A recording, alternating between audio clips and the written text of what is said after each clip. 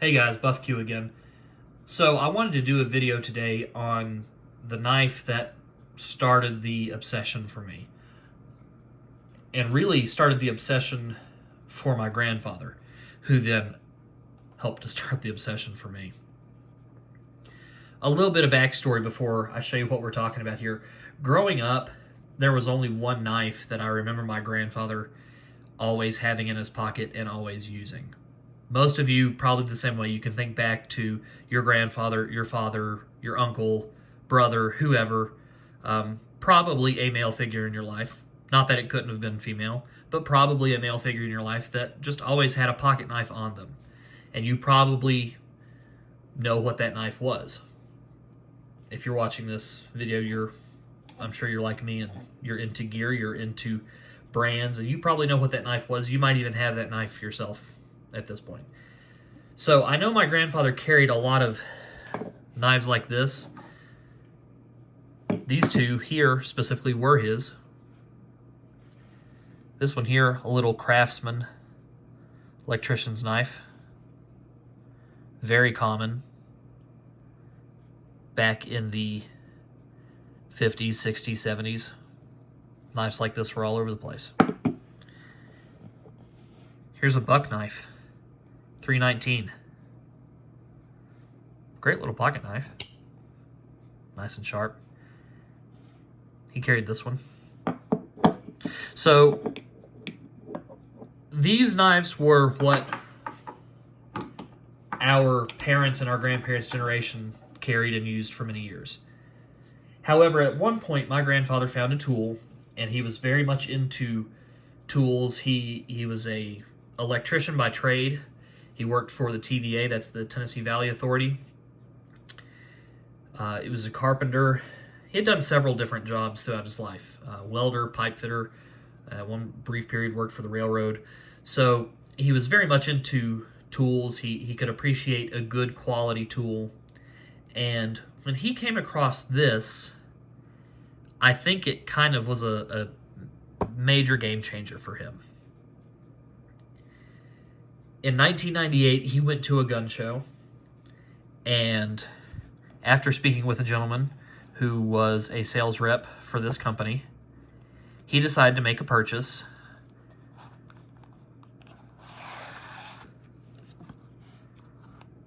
of a Spyderco Endura. As you've probably noticed from watching my channel, this is the knife that I have the most of, this particular model in my collection. Not one of these earlier, more vintage type models, but just the Endura in general. This is without a doubt the coolest and most special knife in my collection. I love the model Endura, yes, but because it was my grandfather's, because I remember him always having it and using it. I remember as a kid, Christmas, around the holidays, whatever, if someone needed something opened, like a kid's toy with that plastic clamshell packaging, if somebody needs something opened, they would ask him for his knife, and he would never pass them this knife. He said, no, just hand it to me. Because he always kept this knife razor sharp, and he knew that if he handed this to somebody, they'd likely hurt themselves.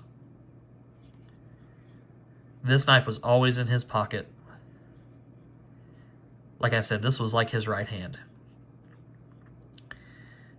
And specifically over this last weekend, more and more of my friends and family have been getting into Spyderco, as I'm kind of trying to turn them on to the good side here.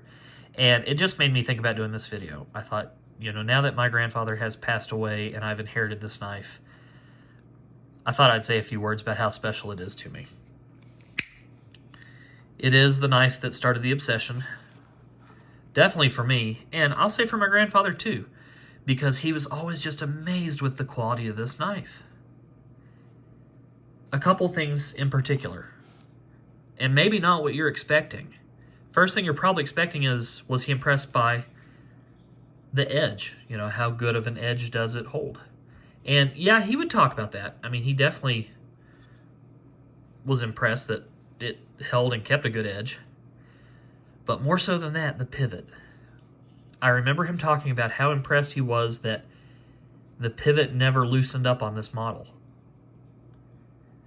He said he figured after buying it he'd get a few months of use out of it, and then the pivot would probably start to gain a little bit of wobble or blade play, and it never did.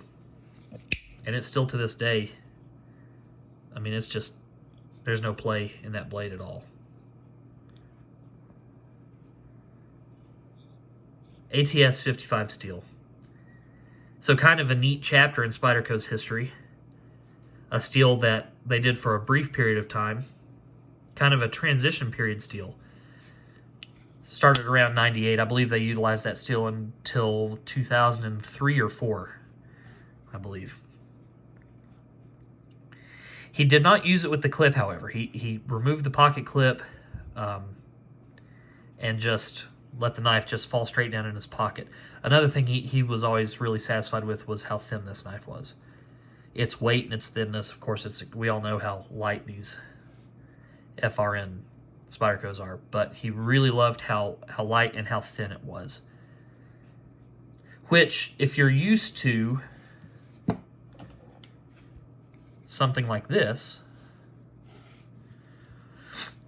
and then something like this comes along, and keep in mind, like I said, he didn't use the pocket clip, so I'll fade that out. Okay, yeah, there's a big difference there. It's a huge difference there.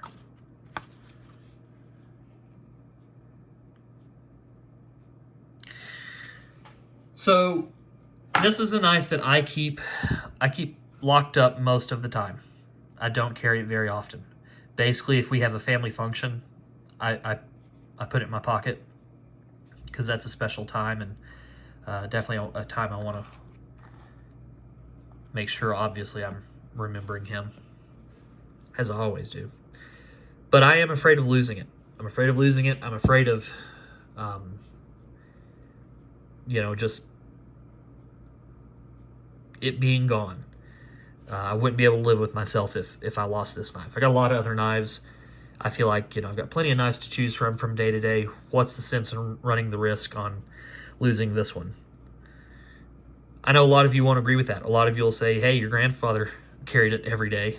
Why don't you do it? And I get that. I completely get that. Believe me, every time I'm carrying this knife, I think, you know, why don't I just carry this every day? He did.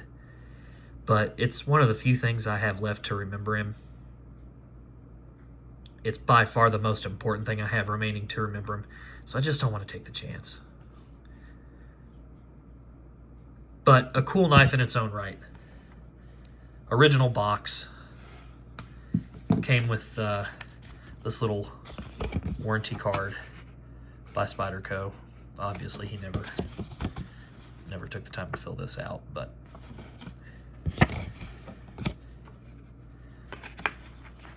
you know, these old white box Spydercos are just so cool because they're not common. You just don't see them often.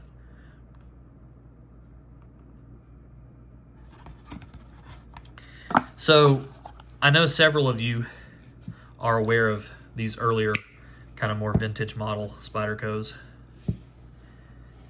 Let me know what you guys think. To you, do you still see, sentiment aside, do you still see what makes this such a cool knife to me? Or are you kind of indifferent? I could take it or leave it. A lot of things they got right on these earlier models, and I prefer these older ones over the new ones. For one thing, there's no nested steel liners down in there. That's cool. Helps keep it nice and lightweight. Again, we talked about the steel. It's that ATS-55, which is wickedly sharp. I do keep a nice edge on it. Very sharp. The deployment hole, a little bit smaller. A little smaller in diameter when they were doing these earlier ones. I don't mind that. Don't mind that. That's fine. So there it is, guys. Let me know what you think. I know it's not the earliest model. It's not one of the one of these guys. This is one we have for another video at a later time. This is one of the earlier model Enduras. We can talk about that guy later. But for what it is, and given the story, I think pretty special item. So I thought I'd give you guys a quick look. Hope you enjoyed it. We'll see you next time, guys.